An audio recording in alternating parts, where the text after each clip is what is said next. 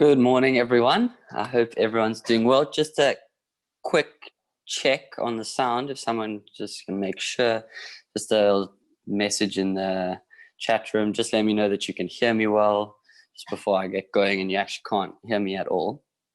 Awesome. Thanks, guys.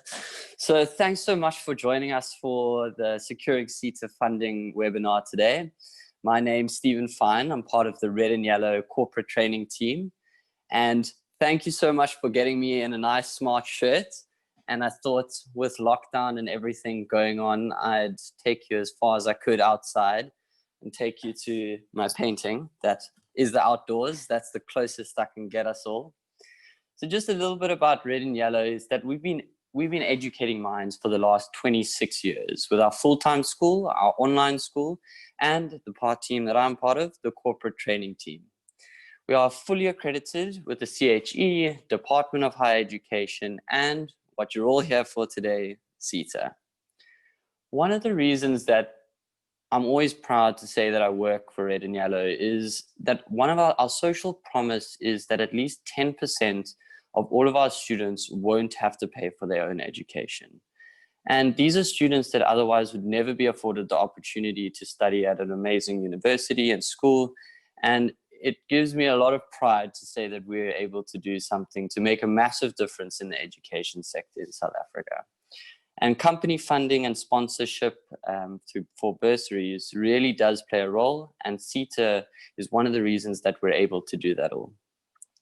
So when I was thinking about this and SETA funding, I was thinking about the experience when you want to make a simple meal. You know, you get a nice, easy recipe together just because you want some great food. Then you're going through the recipe, and the next thing, they give you all the measurements in pounds, and the whole thing just gets a whole lot more complicated, and you have to get your phone out to figure everything out. And that's exactly how SETA funding often feels. It's filled with jargon, a lot of confusion, which really does stop companies from being able to access the funds that can grow their teams and can sponsor bursaries to make a really big difference in education in South Africa. I work in training and I'm still confused about all of it. So don't worry if you're a little bit confused as well. So I'm very excited today to introduce my colleague and SETA expert, Philomene Rousseau, who's going to help us get a much better understanding of the SETA landscape, clear up any confusion about how it all works, and what your company can do to have the best chance of receiving funding. Philomene has been close and works with SETA and funding for the last 20 years and has actually worked for SETA for 7 of those years. So she seriously knows her stuff. She's the resident Red and Yellow SETA guru, and we're incredibly lucky to have her with us this morning. Before I hand over to Philomene, I just want to let everyone know that you can add questions in the Q&A section as we're going along with the presentation, and at the end of that, we'll answer all of the questions. Over to you, Philomene. Good morning, everybody. I hope my sound is well. Let me know if there's any problem. I hope that you'll find today's session interesting and that it will clear up some of the misunderstandings that you might have had with regards to getting funding from the SETA.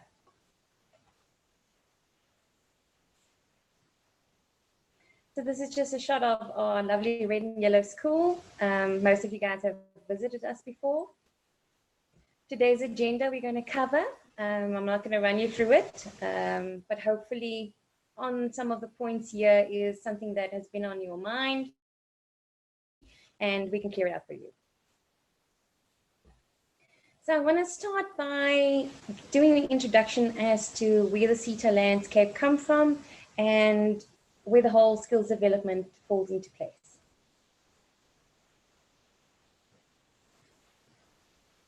Okay, so the Skills Development Levy Act was put into place in 1998, and SARS takes 1% of your PAYE and it gets sent to the SETA. Out of that 1%, 20% goes to the National Skills Fund and 80% goes to the SETA. And below is just a breakdown of how that then gets disseminated.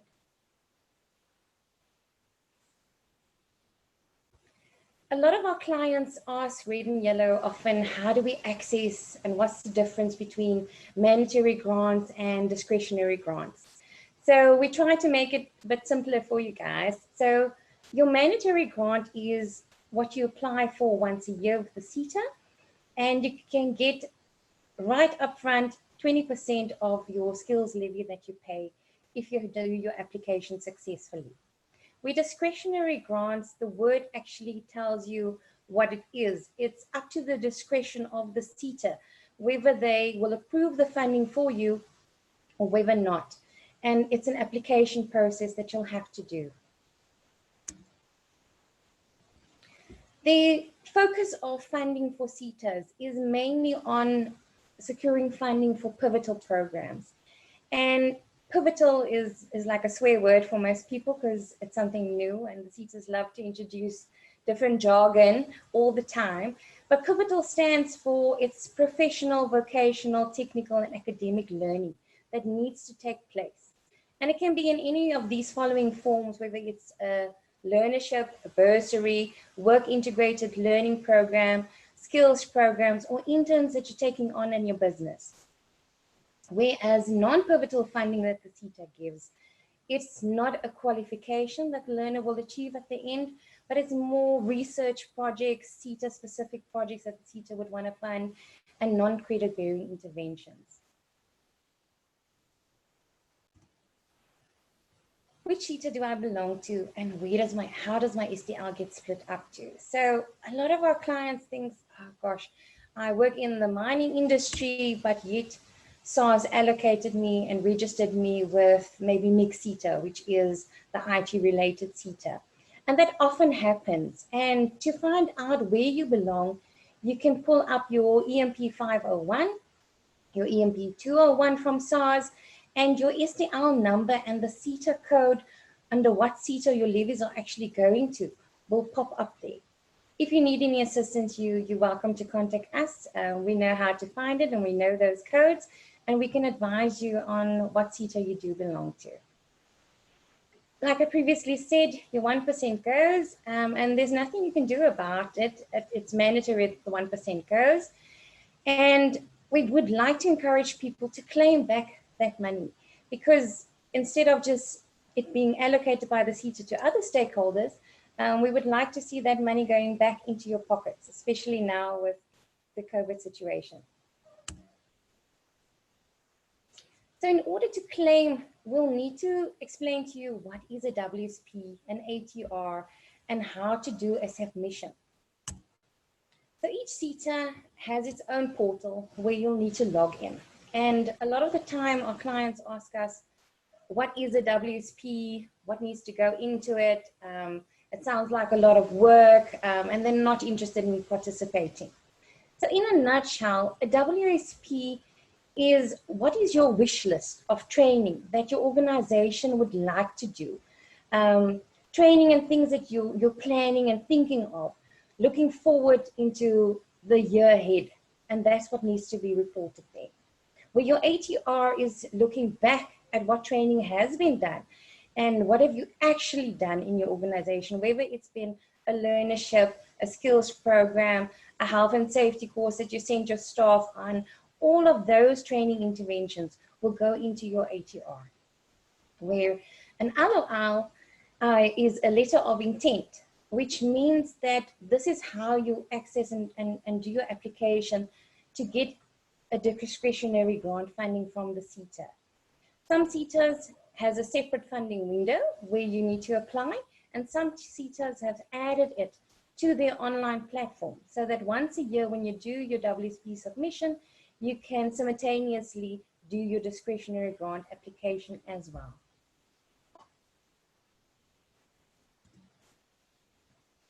Why should you submit? I know it sounds like a lot of work, and it has to be beneficial to your company as well. Like I said before, I hate seeing and finding out from working at the SETA that probably about 50% of our stakeholders that pays levies to the SETA don't even submit. So they're losing out of getting that potential money back that can form part of their training budgets, they can upskill and uptrain their staff. So it's very sad that a lot of stakeholders are not participating in this platform. And I'm hoping that you guys will participate in it now. So we'd like to go over what is a WSP. Like I said, you can get your 20% back. The SETAs also has the funding windows where you can get your discretionary grant money, and they fund learnerships, they fund bursaries, they fund a whole variety of programs that can be beneficial to your institution. Making your annual submission. So every year the SETAs opens up their funding windows, and the windows normally open in January unless there's a problem with the online system, and it closes end of April. But with the COVID situation, most SETAs has given an extension, and you only have to submit now end of May. So there's still a bit of time for employers out there to register and get your submissions in so that you can get some of your mandatory grant money back. Each SETA has their own platform, but it's quite user-friendly, and there's normally a user manual on their system that will take you through it step by step. Or you can outsource it to a skills development facilitator, or your internal HR staff may be able to assist and guide you through the process.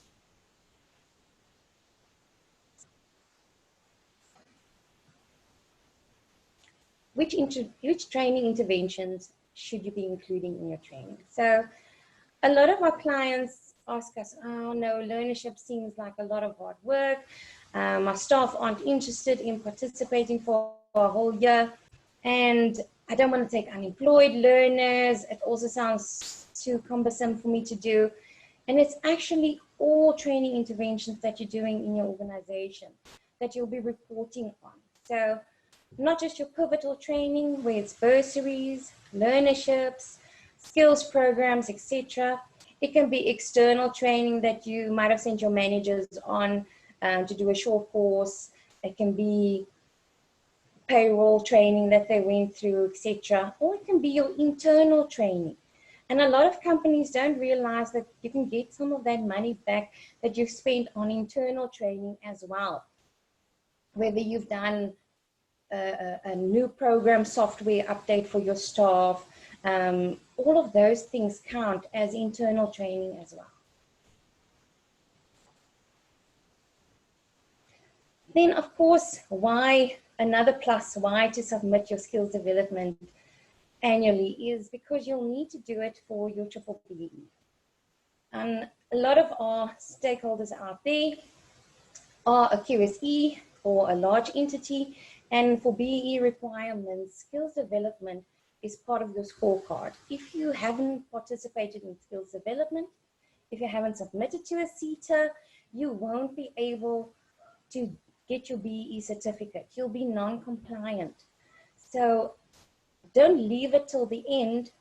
Say your financial year ends in June, and then your B-BBEE consultant will tell you, oh no, sorry, but where's your proof that you've done a SETA submission for 2020? And you'll say, oh my gosh, I didn't realize I needed to have done it.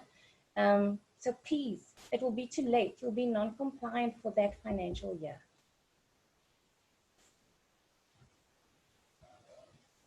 I'm going to hand over to Stephen, just explain to you how Reading Yellow is willing to assist and guide you guys through the process.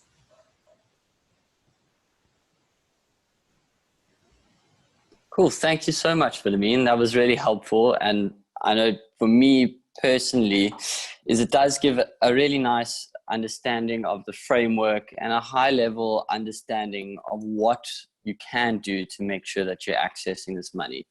And I think I said it at the beginning, is it always feels such a pity when companies don't access this funding, because this is money that the companies you are paying, and claiming it back it only makes sense to get as much funding as possible to put your employees on training and give yourself the opportunity to fund bursaries. The other thing is that I think is that always surprised me, and I really encourage everyone to do is the mandatory grants. Is that the SETA will give you 20% of your SDL back in cash just for submitting the documents. And every single cent at the moment really does make a difference. And there's no reason, if you're paying the money, that you shouldn't be able to at least get 20% of it back just for submitting your documents.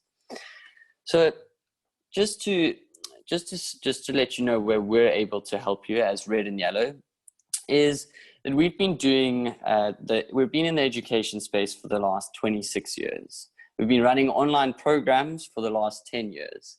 And first and foremost, we've always been a training provider. We want to grow the future leaders, the inventors, and entrepreneurs of the 21st century. And we do that through our range of online offerings. We have them through learnerships, which is part of the pivotal section that Philomene spoke about. And we have them around user-centered design, digital marketing, 21st century leadership. And all of these are designed to make sure that your staff are getting the best training possible, but also done in a way to maximize your BEE spend, because you want to get the best of both worlds. So all of our programs that we offer are accredited with SETA and higher education institutions. That really is critical to make sure that you get the best benefits. We have a long-standing relationship with SETA, and we have a long record of delivering quality training. So we know what we're doing, and you can trust us that your stuff will go through successfully. We also have, from a corporate training perspective, is we have experienced and expert staff that understand not only the training side of things, but also the SETA side of things, to make sure that your training interventions are as successful as possible. So I just want to, and I think this is the exciting part, is I've seen quite a lot of questions come through, and the big part of this is we want to make sure that we're helping you and we're giving everyone the information that's most valuable for them. So I'm just opening up the questions here.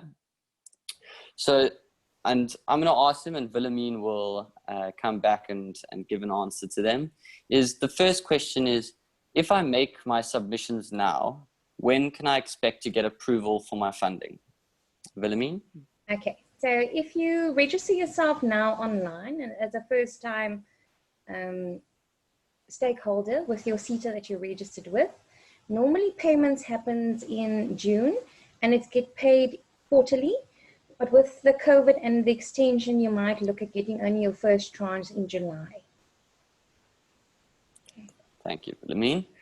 And how much will the SETA fund for different kinds of programs? So for bursaries, skills programs, accredited training, learnerships? So the SETA looks at what type of program you are applying for. So if it's a mixed SETA program and you're looking to do maybe marketing related qualification or a IT Microsoft program that you want to run for your staff, that is SETA related for that specific SETA that you belong to, and it's one of the skills gaps that they might have identified. Those programs, they'll fund up to 100%, whether it's a learnership, etc., because it's in the skills bracket that they've identified as being a need, the skills need for South Africa. And it contributes to their contribution when they report to DHET to actually ensure that they're meeting their targets.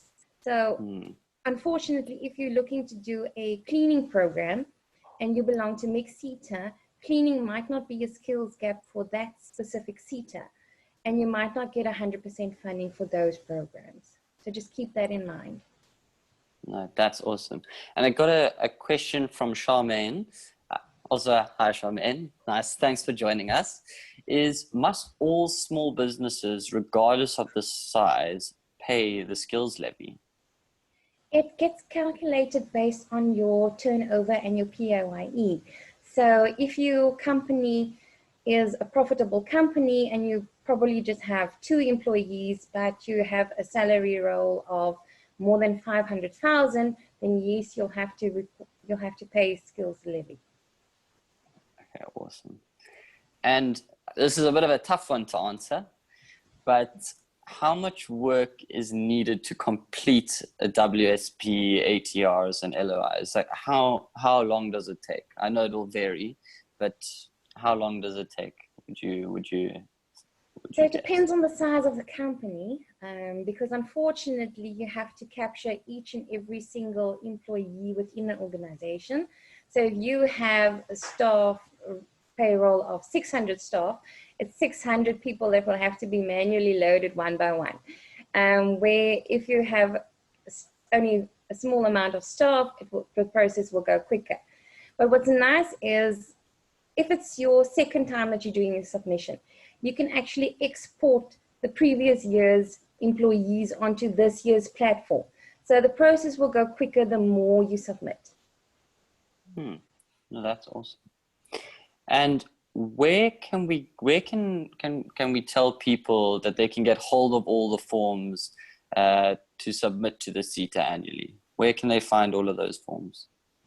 So on your SETA that you belong to, they have a user manual. They have a step-by-step guide, as well as Excel sheets that you can pull down from the website and pre-populate so that you can import it onto the system. So they've really tried to make it a bit more user-friendly every year as they go. But if you guys need any guidance whatsoever, you're welcome to contact me. And what has there been any impact of COVID-19 on the outcomes of SETA funding applications? So there has been a bit of delay because for SETA funding that has been approved, they needed to have done site vetting and have gone out to companies to ensure that they are credible, viable organizations.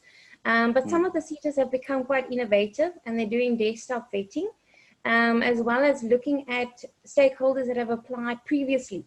And they obviously get approved immediately because they have a good track record. No, awesome.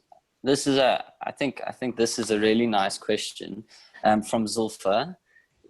Can you apply to a SETA outside of your registration sector for program funding? So some SETAs do allow that. They have what they call funding windows. So they will open normally those funding windows in July, August, and in the advert, it will say it's open to the general public. It won't be just, say, mixed SETA related stakeholders or training providers. Then it will be open to everybody. FET colleges, NGOs, etc. can then apply. So just because I think that's a really nice one, is if I'm with Services SETA and I want to do a course that falls with an organization that's registered with mixed SETA, if I do the program with, am I able to get that funding then for the mixed SETA course? Yes, just as long as you meet their requirements. Okay, so there's an application process and you have to supply your tax certificate, your financial statements, the normal vetting process will take place. So I'm just looking at the question from that, are we able to provide the list of courses that mixed SETA approve or mostly funds? So I know, but I mean, that's part of the pivotal side of things is, where would people be able to find the courses that mixed SETA or other SETAs are most likely to fund? So each SETA publishes on their website their annual reports, and in the annual report, there is a skills gap section, and under the skills gap section they would have identified their critical skills and programs that they will be focusing on for the coming year. No, that's great. And how specific do you have to be with the training plans? Is it a very general application, or is it something you've got to be very, very specific on what you ask for? So for your WSP, like I said, it can be your wish list, but you kind of need to have numbers in place. So you'll put in, you're planning to do training for 20 staff on maybe housekeeping or hygiene and cleaning. So you'll just need to populate 20, the number 20, and who you're thinking of putting on the training. So you don't have to allocate it to an employee, just the number and what training intervention you're looking at. Ideally, the SETA would have liked to see proper planning has been done and that you can link an employee to that training. But if it's just a number for now, you can submit that as well. Awesome. Thanks, Philomene. And with the windows that where the SETA will advertise when they open, where can people see the advertisements of the discretionary funding windows opening? So the SETAs advertise on their website. They normally advertise in the local newspapers, forums that they have on Facebook. So it's a good idea if you belong to a specific SETA to participate in those groups, add them on your Facebook account, and then you'll get those notifications.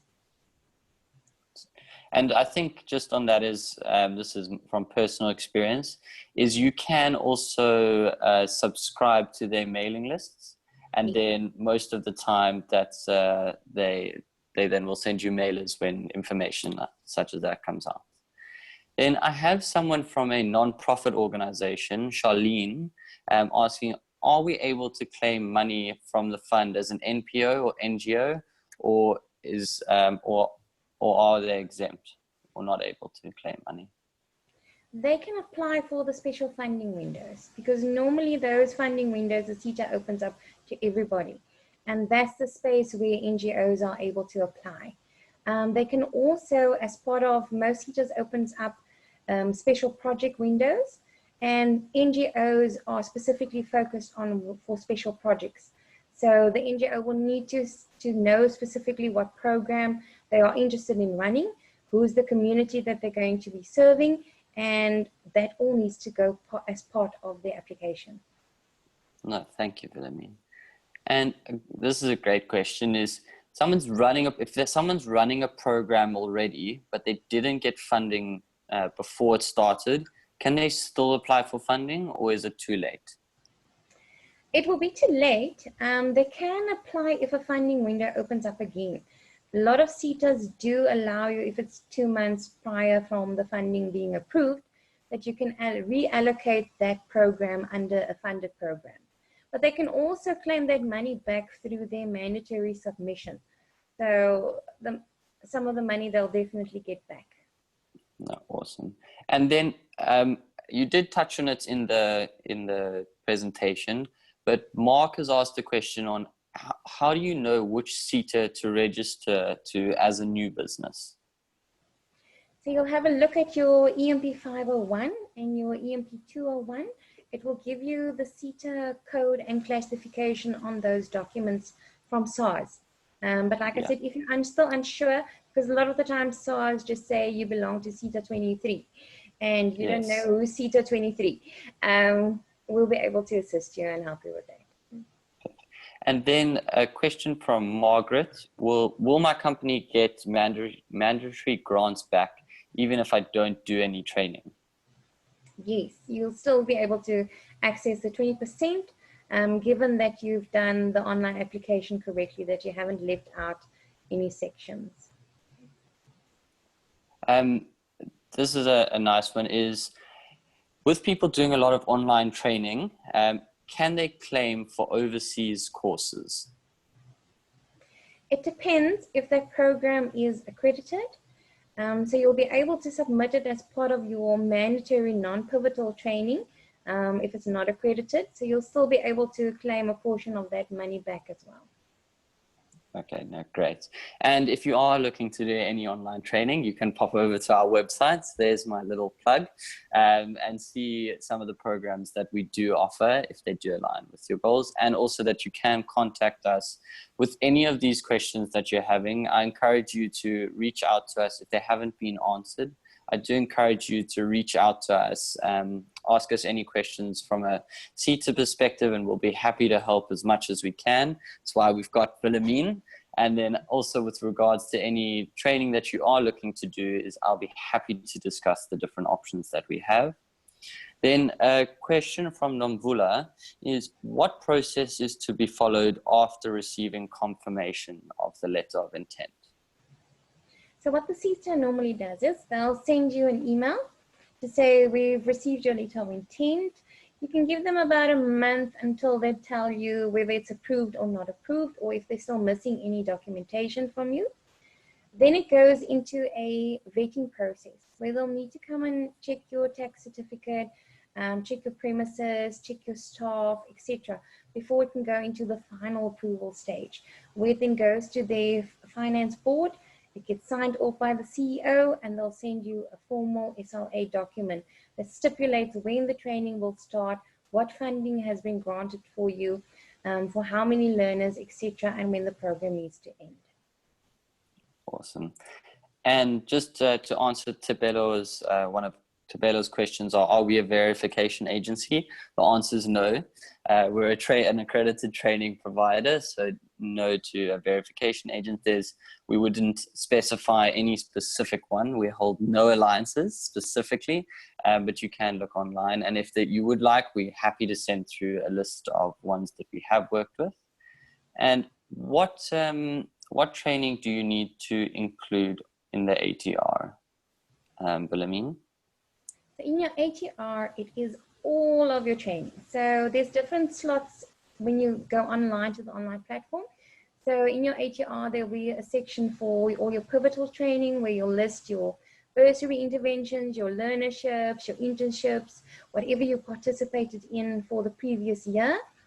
And then there's a non-pivotal section where you'll actually be listing all other training interventions that you participated in. So whether your staff was sent for an IT program that was non-accredited, or you did your in-house product knowledge training, as long as you have attendance registers for that training, you have proof of payment that you paid an external supplier for the external training, that's what you'll need to be able to submit on the SETA platform to claim that. Perfect. Thanks, Wilhelmine. And with, I've got a question from Caroline, does the amount of people or money affect what SETA pays back to the company? So I'm gonna rephrase that just to see if it works perfectly. But what affects how much SETA would pay back to a specific company? Okay, so the 20% is based on your skills levies that you've paid. So they can't give you more if they didn't receive more from you. But the discretionary grant funding windows is the perfect space where you'll be able to access additional funding. So if you've submitted your mandatory grant funding and you've gotten your 20%, you've submitted proof of all your training interventions that you've done for the previous year, and they've given you a portion of that money back as well, the discretionary grant money is an additional funding source where you can apply for additional funding. So you can be granted discretionary grant money maybe for a project that will cover 500,000, but your skills levies that you paid towards the SETA was only maybe 100,000. You can still be granted that project. And I think from one of the things that I would encourage anyone who's on here is that with the discretionary funding is you can apply for bursaries as well to fund bursaries. So even if you aren't specifically funding bursaries for your staff, is you actually get the opportunity as a company, just for being a company, is you get the opportunity to help fund education for learners that wouldn't usually be able to study. And I think that's an amazing opportunity, one, as a company to make a massive difference, but also to show your employees and your teams the great work that you are doing. And SETA, as much as possible, and if done correctly, will help you fund those programs. And I've got a question from Razia, is can you submit a WSP for a new company that has not begun trading yet, or no? Yes, you can. Like I said, a WSP is just your wish list. So you can definitely, as long as you're a stakeholder of that SETA, you can submit. Fantastic. So I think that takes us to the end of all the questions. And what I am going to say is just please reach out to us. Our contact details are there. We will be sending the presentation out to everyone afterwards, just so that you can go through.